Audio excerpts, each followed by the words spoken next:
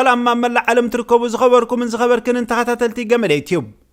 نلو ما عن تزبلنا تحستو حزنا متينا لنا اتم ابالات سدرا بيز زيكمكم سبسكرايب بمهرام ابالات كتكون اندازا اخرنا نافتن لو ما عن تزبلنا تحستو نسقركم سناي مكتتال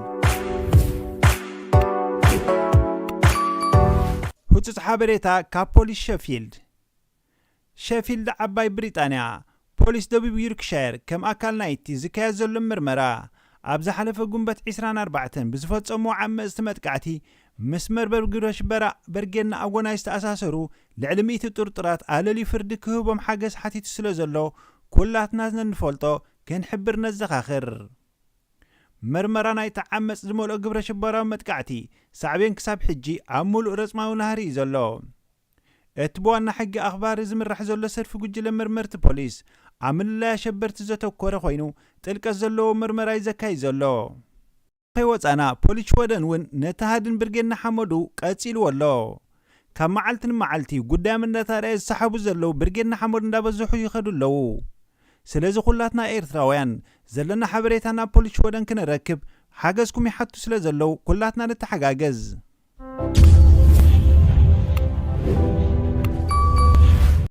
فانو نمسمر غوندر بحر دار تقاصاصيرو فانو دوب غوندر غوجام كومون سوين مولو ابتحت مول قصصرتي ولو لوم ربع عبدواو غوندر امونغو ملشاتات فانون سراويت اب احمدن متنه سفيح كونات تخايدو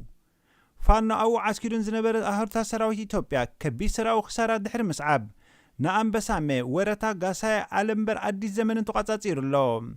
كمز فلط لوم فانو امول كلام حرا زمچ عندنت اوجو متقعتات ككايدو موعلي فلط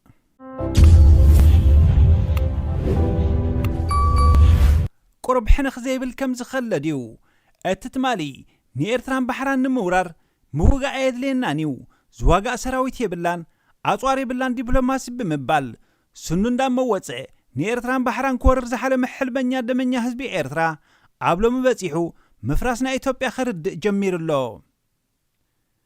او حقها نسخانا شكلتخان كم بعل اب احمد سعبتن يمسلوكم نيري يخون اندام موصكم نيرترا تاتو اما مندلايكه يقربكم دتبليخا ሁለተኛ ለኢትዮጵያ አደጋ የማትሆን ኤርትራን መስራት አለብን ኤርትራዊ መሆን ኢትዮጵያዊ ናቸው ወንድማማች ነው ምናምን ባሃተታ ያስፈልጋል በኔ እምነትና በግልጽ ለኤርትራ ምንም አይነት ጦር መሳሪያ የሌላት ምንም አይነት ዲፕሎማቲክ ኤምባሲ ምናምን የሌላት ፖሊሷ ከዱላ ውጪ የሌለው ኤርትራ ያስፈልጋናል ምንም ለኢትዮጵያ ምንም አይነት የዲፕሎማሲ የኢኮኖሚ የፖለቲካ ስጋት ማጥቶን ኤርትራ ፈጥረ ተሰጣቸዋል ማለት የሆነ ካርሲ ምናምን ካሰላ ውጪ ያልተሻለ አቅም የሌላት ሀገር በዚህ አሁን ቆመዋጋ እንዋጋ ብንልም እኮ ምንዋጋው ሰው እኮ የለም በጥርሳችንን እየፋቅን እኮ ነው የምንገባው ቴክኒካሊ ከምር ማን ነው የምትዋጋው ገባ የሆነ በቅሎ ይዘውሉ ምትገባው ሀገር ሆኗል እና ሲጀመር ጦርነት የሚለው ነገር እኔ እኮ ለዚህ ነው ይሄንንም ያቆታል አይታውታል እና ጦርነት የሚባል ነገር የለም በሁለቱም መልኩ አንደኛ በዲፕሎማሲ ነው ነገሩን የምትጨርሰው ሁለተኛ እንዋጋ ብትል የምትዋጋውም ሰው እኮ የለም ሀገሪቷ ላይ አሁን ይሄ የሚያንቧርቀው በሙሉ እኮ እዛ እንትን ያለ ነው ዳያስፖራ ያለ እኮ እሞ ሕጅድ አታይ ተረክበ እተናይት ማልናይ መወጽ ፈኸረኻ ድሮታ መወጽ አጎረረኻ ተሸኺላ ከምዝ ሓነቀትካ مفراس نايتاناي 3000 عمت صوصو يالوات بلو ايتوبيا تمسكر زلخا افارارسا ايتوبيا زسكا كيحيو افارارسا سومال كي مسلوكم افارارسا يوغوزلافيا كي مسلوكم افارارسا سودان كي مسلوكم ناتنانا ايتوبيا افارارسا ايرئنا يزبل بلزو لفلافزسي انتاي زفولطلو وي بزعبا ايرتران سراويت ايرترا كزارب زفتنه حج دما كاب إثيوبيا هاديمو أب سدت اندا تقمته أفرارسا إثيوبيا جدن مخانو نزاكبهم كأوزي حشير دقم الله نحنا إيرتراوانينا نتكبر مبراي نفكرن ندرع من براي ندرعمن نجنح مبراي نجنحن نهنت مبراي نفرسن نتخس مبر عين دكسن نتنقق مبر عين فرحن نسأل عينا بزي كوينات ماي كم زحوس نقبرم حجون إذن خادقي فخس معكا نحنا إيرتراوانينا ገኒሕና ምሂርናካ ማሪኽና ድማ ምሂርናካ በጣም ዘግናኝ አይነት አፈራረስ ነው ደግሞ ምን ፈርሰው አሁንም እየፈረስን ያለ ነው የሶማሊያ ሞዴል አይደለም የሱዳን አይደለም የዩጎዝላቪያ አይደለም እጅግ ከዛም የከፋ ነው ሶማሊያም ሱዳንም ዩጎዝላቪያ 120 ሚሊዮን ህዝብ የላቸው ሶማሊያም ሱዳንም ዩጎዝላቪያም የኢትዮጵያን ቆዳ ስፋት የላቸው ሶማሊያም ሱዳንም ዩጎዝላቪያም ሲፈርሱ አሁን ያለውን የትጥቅ መጠን የጥላቻ መጠን የመገዳደል ፈቃደኝነት አላሳዩ አይ ቴል ዩ በጣም በቅርብ ጊዜ ውስጥ አዲስ አበባ ውስጥ ብዙ መንግስታት ልናይ እንችላለን ብዙ ዋርሎርዶች ልነድ እርሱ ወለጋ ትግራይ ሐረር ጎንደር እርሱ ከጉለሌ ፒያሳ ማይትሄድበት ቀን እየመጣ ነው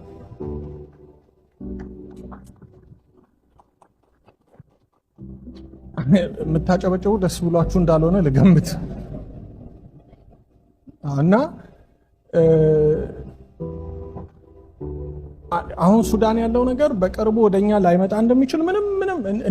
እንደሚመጣ ነው እንጂ ምልክቶች የማይሳዩት እንደማይመጣ አይደለም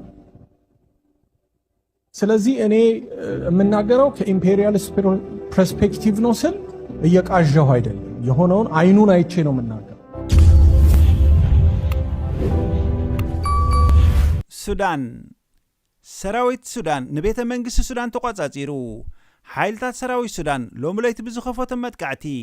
ኣብ ርእሲ ከተማ ካርቱም ዝርከብ ፕሬዝደንት አልኤራ ተቋጻጺሩ ከም ዘሎ ዓበይቲ ጋዜጠኛታት ሱዳን ይሕብሩ ኣለዉ ኣብዚ ሕጂ ሰዓት ዕጡቕ ሓይሊ ዳዕመል ሰሪዕ ብኹሉ ኣንፈት ተኸቢብ ኣሎ ትማሊ ሰንበት ኣጋምሸት ወተሃደራት ካብቲ ዝነበሮ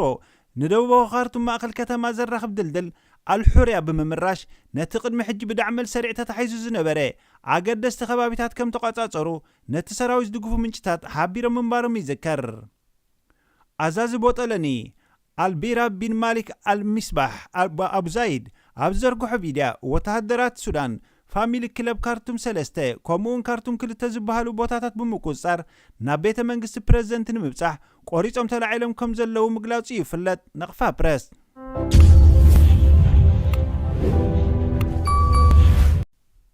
ጉዳም ስማዒው ሓሚምካ ተኸትካዮምሲ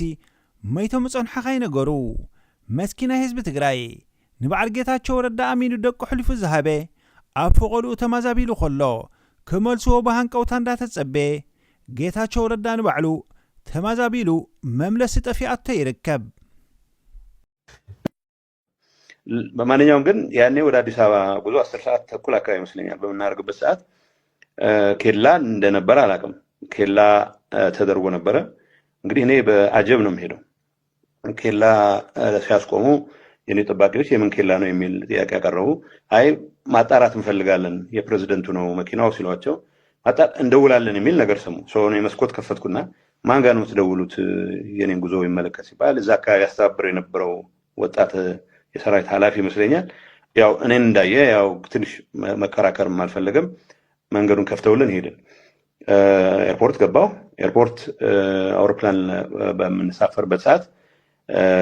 እዚህ ግባ የሚባል ምንም አይነት ነገር አልነበረም አውሮፕላን ውስጥ ከገባን በኋላ የገባን ነገር ምንድነው የዛ አካባቢ ይሄን ኃላፊነት የወሰደ ከፍተኛ የሰራዊት ኃላፊ እንዴት ታሳልፉታላችሁ የሚል ደንፍቶ ፓትሮል ይዞ ኤርፖርት ድረስ እንደመጣ አላሰማን እኔ ምንም ነው ተሳላረኩም ፓትሮል ይዞ መጣ ብቻ ሳይሆን የፌደራል ፖሊስ ስለሚጠብቀው የፌደራል ፖሊስን ጥሶ መግባት አይችልም ወይ ወደ ግጭት ይገባል ማለት ነው ግን እኔም አጃቢዎች አሉ እንግዲህ ጥያቄው ወደ ግጭት ይገባል ወደ ግጭት ከተገባ የሚፈጠረው ነገር እርግጠኛ መሆን አይቻልም በቁጥር የኔ አጃቢዎች የሚበልጡ ይመስለኛል ግን የኔ ጠባቂዎች ደስ ማይል ነገር እየተፈጠረ እንደሆነ ገምተዋል ግን ያው መመለስ ሄደን መዋገት አንችልም ወደ አውሮፕላኑ ተነሳ ሄዱ አዲስ አበባ እንደገባን የነበረው ሁኔታ ሲመለሱም የነበረው ሁኔታ ኦብቪየስሊ ኬላው ዝም ብሎ ተራ ኬላ እንዳልነበረ በነገራችን ላይ ምንም አይነት ኬላ መንግስት ሳያውቀው መቀመጥ አይችልም እዛ አካባቢ ላይ የጦር ኃላፊዎች ብቻቸውን ያደርጉትም አይደለም ከበላይ በተሰጠ ትዕዛዝ ኬላ ተደርጎ ኢንፋክት ያ ፓትሮል ይዞ የመጣው የሰራዊት ኃላፊ የአየር መንገድ ሴኩሪቲ አባልን በዛን ሰዓት የአቪዬሽን ሴኩሪቲ አባል እዛ አካባቢ ስልክ ደውሎ እሱ ብቻ ነው ወይስ ሌሎችንም ይዞ ነው እየወጣ ያለ የሚል ጥያቄ ሁሉ እንደጠየቀው አውቃለሁ። ሰው ከዛ በኋላ ያወቅኳቸው ሌሎች መረጃዎች ግምት በማስገባት ምናልባት ጫና ያለ ስራ የመስራት ፍላጎት እንደነበራቸው ግን እንደዚህ አይነት ኃላፊነት የጎደለው ተግባር ግን ምንም ነገር ባይፈጠርም ጭምር እጅግ አደገኛና ተቀባይነት የሌለው ተግባር እንደሆነ ብቻ ነው የማውቀው። እዛ እስከወጣሁበት ብቻ አውሮፕላን እስከተሳፈር ድረስ ኬላውንም ጭምር አይቼ ይሄን ያክል ህይወት አደጋ የሚሰጥ ነው ሳይሆን ምናልባት የተለዩ እንቅስቃሴዎች ይኖራሉ ከዛ ጋር የተያያዘ ነው የሚል እምነት ነበረኝ። ከወጣሁ በኋላ የእነሱ ደጋፊዎች የሆኑ ስለማምለጤ በተደጋጋሚ ሲያወሩ ስሰማ ግን ምናልባትም ማምለጤ ነው የገባኝ። ማምለጥ ሀሳቤ ማምለጥ የነበር ባይሆንም ደጋፊዎቻቸው እነሱ የሚከፍሏቸው የሚዲያ ተቋማት ስለማምለጤ ሲያወሩ ምናልባትም ይዘውት የነበረ ቅድ መክሸፉን ራሳቸው ናቸው እያጋለጡ ያሉት እንጂ እስከዛ ድረስ ማቋ አልነበረም። እንዳልኩ ግን የተፈጠሩት ሁኔታዎች ይሄንን ነው የሚመስሉት። ጣሩነቲ ሓደ ኢትዮጵያውያን ዝብልዎ ዝነበሩ 2018 ይደግሙ እንድሕር ሃልዮም ዘይንቃወሙን ከም ጸላእትና ዘይንቀምጡሉ ምክንያት የለን ልዕሊ መትከልና ኮይና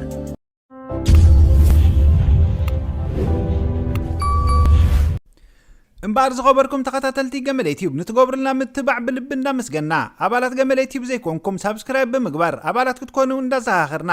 ንሎም ማዓንቲ ዝበልና መደብ ኣብዚ ንውድእ ሰላም